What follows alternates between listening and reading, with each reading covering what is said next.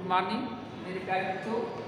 आज मैं पाठ 11 ध्वन अंग्रेजी में से साउंड करते हैं कि वीडियो भाग 1 में आप सभी को जो है ध्वन की उत्पत्ति और ध्वन की जो उत्पत्ति होती है बेटा कंपन करती डोरी से, वायु के कंपन से, झिल्ली के कंपन से, प्लेट के कंपन से होती है।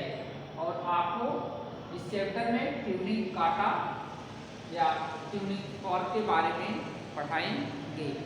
तो बच्चों पहले मैं आपको ध्वन से संबंधित कुछ चीज़ों के बारे में बताना चाहता हूँ।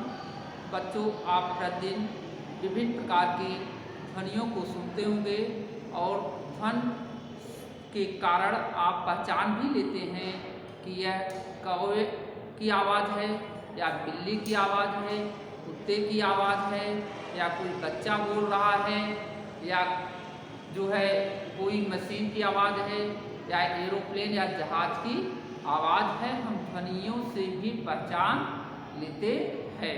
तो बच्चों अब आता है ध्वन की जो विक्षोभ है वह हमारे कानों तक कैसे पहुँचता है। तो बच्चों दिया है आपका कि ध्वन एक प्रकार का ऊर्जा है बेटा, प्रकाश भी एक प्रकार की ऊर्जा है, तो इसी तरह जो है ध्वन भी बेटा एक प्रकार की ऊर्जा है। तो आपने जीवन के प्रत्येक क्षण में बेटा विभिन्न प्रकार की ध्वनियों को सुनते होंगे। आप विभिन्न प्रकार के ध्वन को सुनते हैं, डेली आप जो है इस प्रकार की ध्वनियों को सुनते रहते हैं। जैसे आप एक सितार है, वायलिन है, गिटार है, ढोल है और तबला है, इन सब की ध्वन आप सुनते हैं। तो तथा दूसरी ओर बेटा जब रात के समय होता है तो कुछ आपके कानों में क्या है, ट्रेन की आवाज़ है या कुछ मशीनों की आवाज़ है। तो आप देखते होते कुछ ध्वन जो होते हैं बेटा कर्कश होती हैं, जो जिसे आप सुनना नहीं चाहते हैं, लेकिन कुछ ध्वन जो बेटा मधुर होती हैं जिसे आप ध्यानपूर्वक उसे सुनना पसंद करते हैं। तो अब दिया बेटा आपका कि पक्षियों का कलरव व जलधारा की ध्वन को स्वर सुनाई देगा। हमें आशा हो सकता है बेटा कि जब सभी विभिन्न ध्वनियाँ उत्पन्न होती हैं तथा कैसे हम उन्हें पहचान पाते हैं। ठीक बेटा, इसका कारण समझने से पहले बेटा हम यह जानना चाहिए कि यह क्या है। अपने आप कान को बंद कर लीजिए। ठीक, बंद करने के बाद आप जोर से चिल्लाइए तो वह ध्वन जो आपके मुंह से निकलती है बेटा वह कम सुनाई देगा, लेकिन आपकी जो ध्वन निकलती है वह क्या है, चारों ओर फैल जाता है। ठीक, जिसके कान की संवेदना अधिक होती है बेटा वे जल्दी सुनते हैं, जिसके कान की संवेदना कम होती है वे बाद में सुनते हैं। कि बच्चों इस प्रकार हम कह सकते हैं कि ध्वनि वायुमंडल में होने वाला विक्षोभ है जो हमारे कानों में कुछ संवेदना उत्पन्न कर सकता है।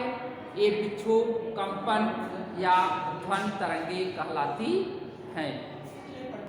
बच्चों अब आपका आता है ध्वन की उत्पत्ति। आप इसको आप प्रैक्टिकली कर भी सकते हैं। आपकी साइकिल में घंटी लगी हुई हो, आप उसे टच करिए। ठीक, टच करने के बाद उसके जो है ट्रिंग को बेटा दबाइए तो क्या होता है उसमें से आवाज़ होता है, लेकिन आपको वो आवाज़ जो है वाइब्रेशन के कारण ही, कंपन के कारण ही बेटा उत्पन्न होती है।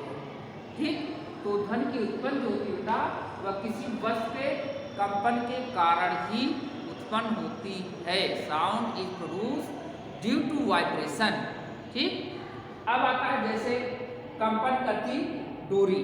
बेटा कोई आप जो है या आप मान लीजिए रबड़ ले लीजिए और दोनों सिरों को बेटा बांध लीजिए। ठीक, बांधने के बाद इसको जो है नीचे लाइए, फिर इसको छोड़ दीजिए तो बेटा क्या है ऊपर नीचे क्या है कंपन करने लगती है।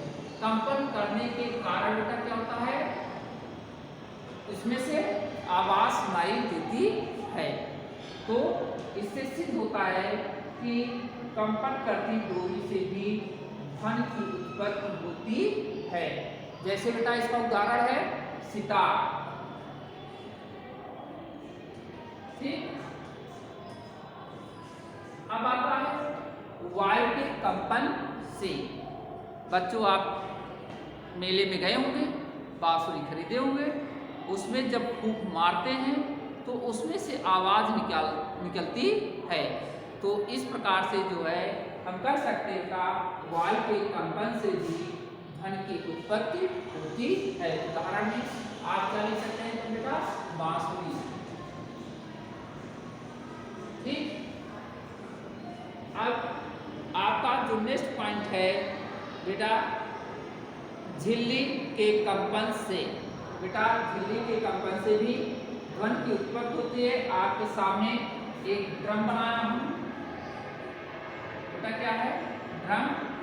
ठीक, या जैसे किसी स्टिक से इसकी झिल्ली पर जो है पीटते हैं तो इसमें से बेटा क्या होता है, आवाज निकलती है। आवाज कैसे निकलती है, क्योंकि जो झिल्ली लगी हुई बेटा ड्रम में यह ऊपर नीचे वाइब्रेट करती है। वाइब्रेशन के कारण का इससे जो है आवाज निकलती है। हम कह सकते हैं था कि झिल्ली के कंपन से भी ध्वनि की उत्पत्ति होती है।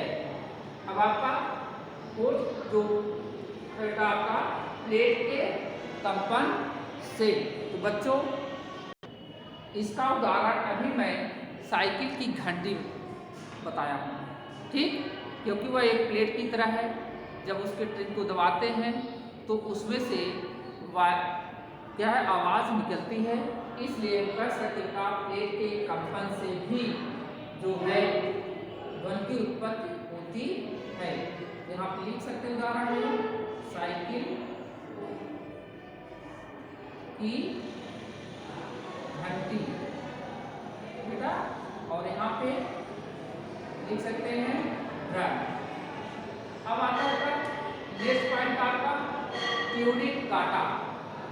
ट्यूनिंग काटा का यह यू आकार का होता है। किस आकार का, यू आकार का। ठीक, यह ट्यूनिंग काटा का यू आकार का होता है। ठीक,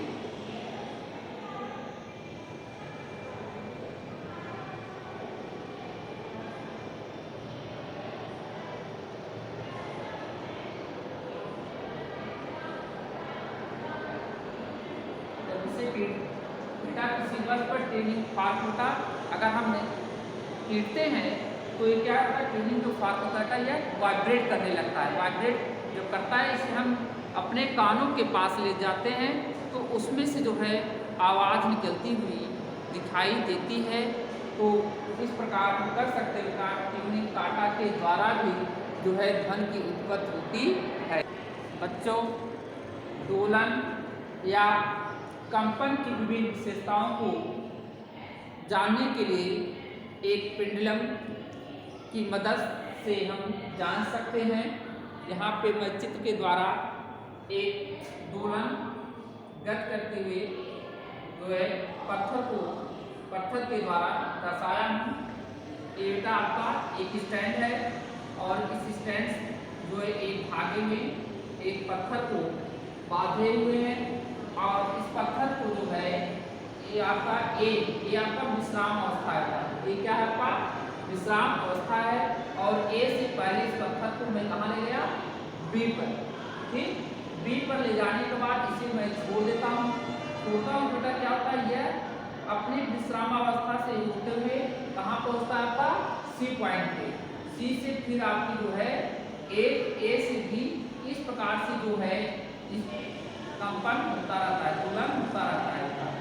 ठीक, इस प्रकार की जो प्रक्रिया होती है बेटा पेंडुलम में उसे हम दोलन कहते हैं या कंपन कहते हैं।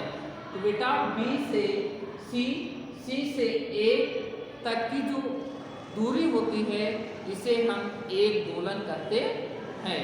तो बच्चों यह दोलन जो है तीन विशेषताओं पर कार्य करता है।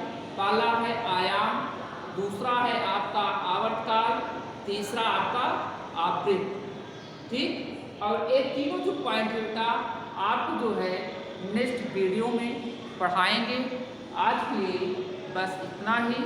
आप इसे जो है अपने किताब से ही पढ़ लीजिएगा।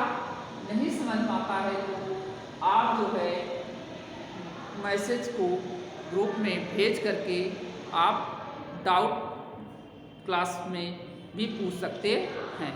आज के लिए बस इतना ही। Thank you.